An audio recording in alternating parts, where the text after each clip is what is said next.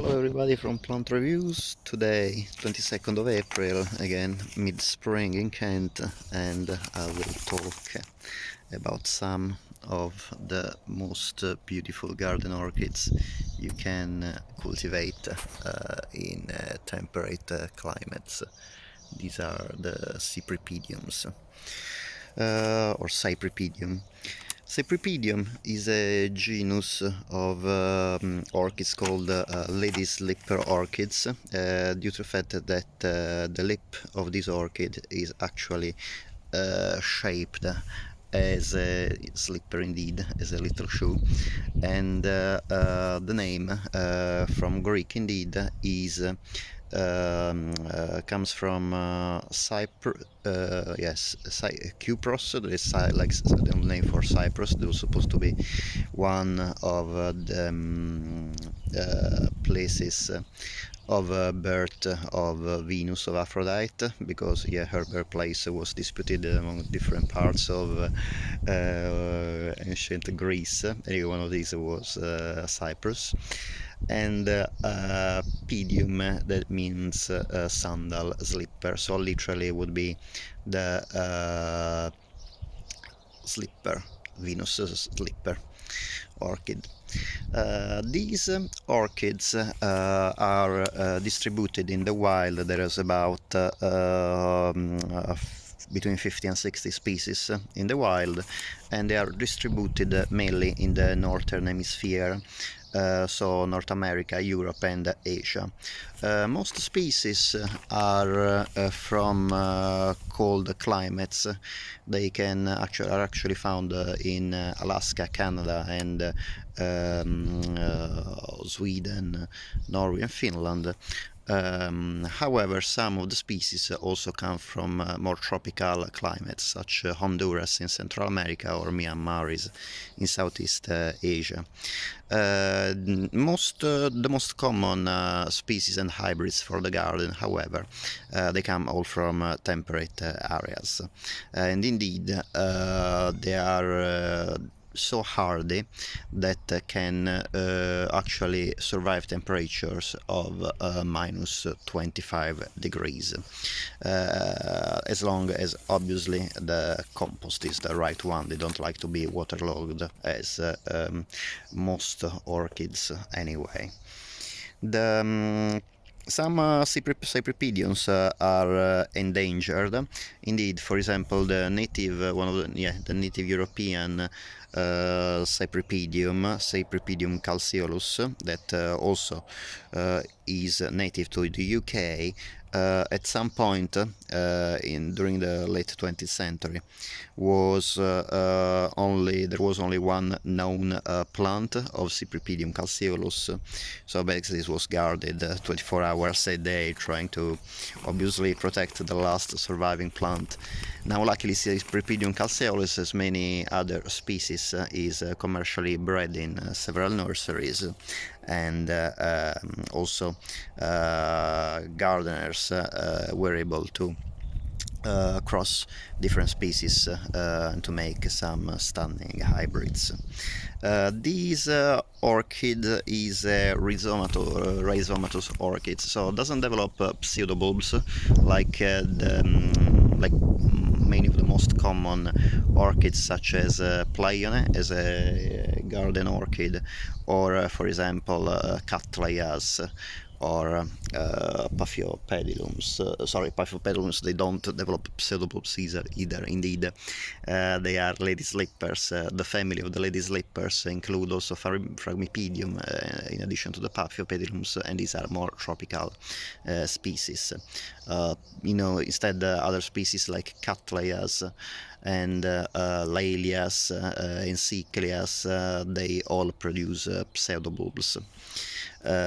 So as you can see here, the rhizome you can't really see here because obviously it's spotted. Now it's spring.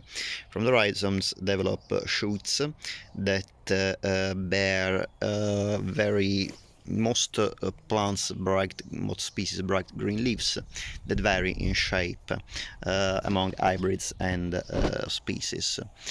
This, I believe, is Cypripedium formosanum. Unluckily, none of the Cypripediums I bought them in a garden center, had tags, so I honestly do not know the species or the hybrids. However, this I checked the flower of this species, and actually of this Cypripedium, and this one looks very similar to the Cypripedium formosanum, so it might be the actual species or a hybrid, because it's really similar. These ones, I don't know if they are hybrids or species, but I think they are hybrids. In garden centers usually you buy Cypripedium hybrids. It's very difficult to find species. It's more online nurseries have species. The leaves, I was saying, are bright green, and this is an indicator also of the health of the plant. The shape can vary. This actually is quite wide and rounded in the formosanum, while in the other two plants I have, they are pointy at the end, but still very large. As you can see, the leaves are folded. They are more folded in the formosanum and less folded in the other two Cypripediums I have in flower at the moment. I have in total 5 Cypripediums, but only 3 in flower at the moment. The inflorescence is usually racemose. It can bear from 1 to 12 flowers. However, most hybrids you find in nurseries, they bear only 1 flower per stem. However, they actually can increase in time quite easily, so they can form a very nice large clump. This, for example, when I bought it had only just 2 flowers, and this here is bearing 4 flowers. This one instead had 2 flowers when I bought it, and luckily this year had only 1, so I probably will need to give some more fertilizing. The flowers are kind of standard for a Lady Slipper, but as you know, Lady Slipper's orchids are quite different in shape from most other orchids. The petals, they have 3 petals and 3 sepals.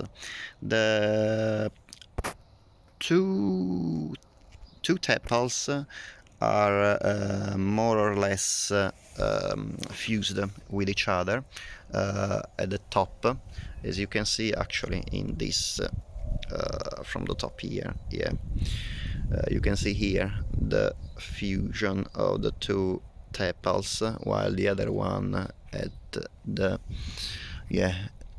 behind, it grows downwards. So this is the other two fused tepals at the top and 1 at the bottom.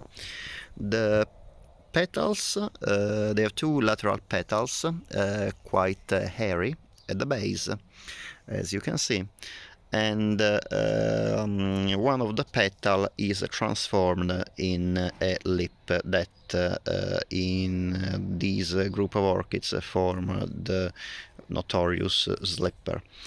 The shape varies in different species. As you can see here, can be more or less big and colorful. The color of the slipper several times differs from the other petals and sepals, but especially the shape is different. So the slipper is indeed made of like a curved spherical area that is quite different in shape between this Tibeticum or Tibeticus hybrid and the other two. In the other two, the lip, as you can see, is quite smooth. It is a very like egg-shaped egg. It's shaped as an egg, and is quite big in the other. In the 2 hybrids, I suppose there are 2 hybrids, and again it's quite hairy at the base. In the Tibeticum or Tibetico hybrid instead, there's a very small hole at the base of the flower. In the Tibeticum instead, the hole is quite forward if you see the flower. So there is a hole that is central, not at the base of the flower. Instead, at the base, the rim of the slipper fuses, leaving just a narrow area behind. There is another hole. Even the other hybrids have this other hole at the back of the flower, and this is very important for the pollination.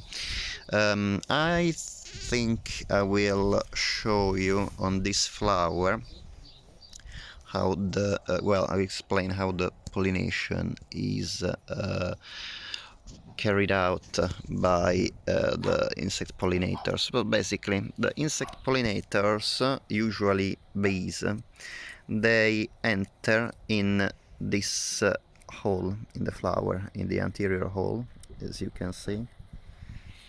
One second, I try to get it. Okay. I think it's actually better. Sorry. Definitely here. Yeah. So you can see now, this is the hole of the flower, the anterior hole, so the bee drop in the flower. The sides of the flower are basically closed, and the bee is usually not able to get out from the anterior hole, so basically it needs to climb for the flower from like for escaping. These are deceptive orchids, they don't have nectar actually, so the bee is forced through the found like trying to escape, finds an area that is transparent from the base of the flower, and the true transparent areas are at the base of the flower near the sides. The bee is helped to get out of the flower through some hairy projections that you can see at the base here of the petals, and there's some hair also in the base here at the base of the flower. Basically, when the bee escapes from here, from the back of the flower, touches the pollinia, these two rounded areas of the flower, they stick to the bee and then flies away. When the bee gets to another flower, again drops in the flower, try to escape, and then when trying to get out, will leave the pollinia not far from actually where the pollinia on the flower are, because near the pollinia there's also a sticky area that will actually, to which the stick the pollinia carried by the bee will stick to the column. This is actually quite complicated pollination, and probably many bees are not that stupid, so they not very often pollinate Cypripediums. Indeed, they found scientists found that in a species of Cypripedium acaula, in some populations, only the 2% of the flowers in the entire populations was bearing fruits. So it testifies the very low rate of pollination. However,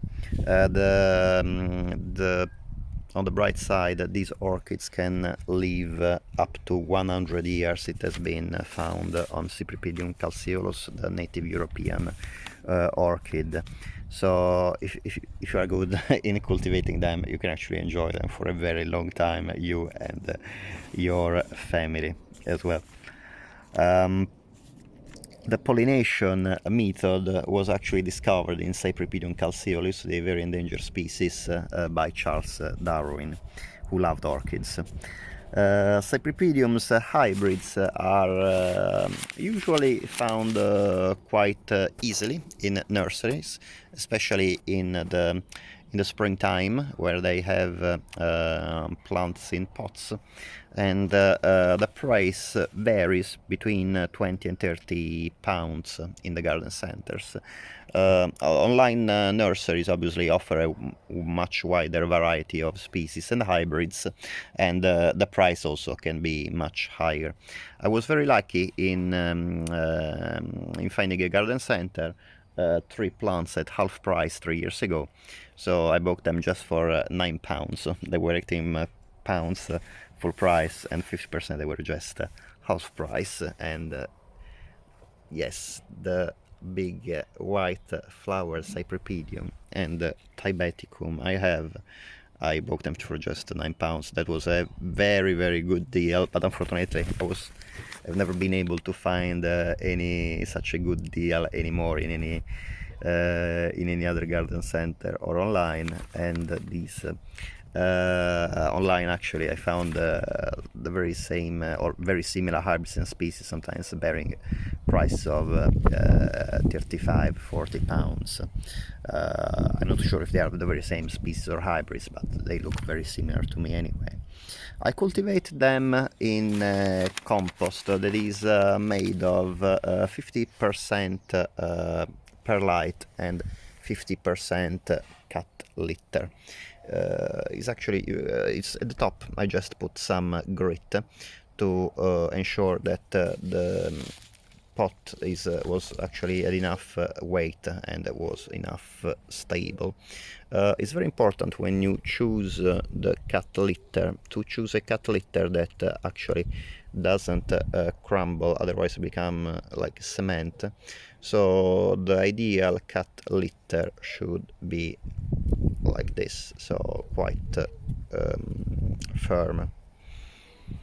This helps to have a good drainage for the orchid, and this is especially important in winter, because if the water tends to stick around when the rhizome is dormant, the plants rot very easily. I cultivate them in, well, now I put them in the sun for the videos, but this is the area I cultivate them. They are in pots in a very shady area together with the peonies and, as you can see, erythronium ferns and the Dicentra and Coriolis. So it's dappled shade areas. You can see there's another Cypripedium coming up just now, and other two Cypripediums are still dormant at the moment. I cultivate them in pots because unfortunately I have lots of weeds in my garden, and it's very difficult to keep them under control usually. So I prefer them to put them in pots so I can have a good control of the weeds. These plants, especially when they germinate, are very sensitive to slugs, and that's the reason because I always ensure to cover them with slug pellets. So you have to be very careful of slugs, because if they eat the sprouts, you won't have any leaves and obviously no flower, and the whole plant can be damaged, not be able to survive. You can cultivate them in the garden, but you have to be very careful of the slugs. Also, when you cultivate them in the garden, it's not really ideal to cultivate under trees or shrubs, because otherwise they will compete for nutrients with these other plants. It's better if you want to cultivate them in the garden. First of all, you need to remember where they are, so it's better to obviously to ensure that you remember the location. You put something in the ground to remind you that the orchids are there, and they are pretty good with other plants that like dappled shade, light shade, or half shade anyway, like ferns and hostas. About the fertilizing, I usually fertilize them once every 2 weeks. Again, ensure that the fertilizer doesn't go on the leaves or on the flower. So what I do is usually pouring the fertilizing solution first, and then a little bit of just water, just to rinse the leaves and the flower if any fertilizing solution ended up on the flowers or on the leaves. So yeah, I think hopefully I've not forgotten anything. Oh, and yes, they are, again, as I said at the start of the video, they are fully hardy, so you can even if when they are in pots, I just leave them outside and they're perfectly fine. However, I would like to again to clarify, these are very common hybrids and possibly Cypripedium formosanum, so they are pretty easy.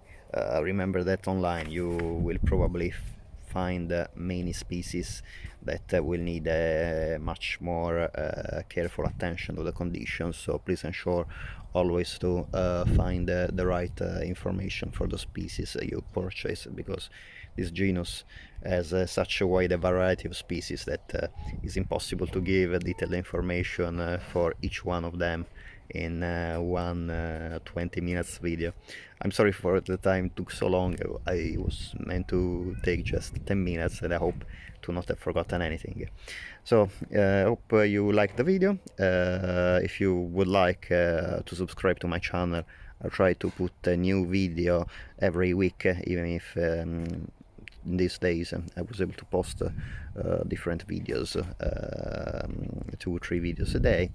And if you liked the video, just give a thumbs up, or if you don't like, obviously give a thumbs down, and I would love to know your comments, both if you liked or not liked, how I can improve my videos. Thank you very much, and I'll see you next time. Bye.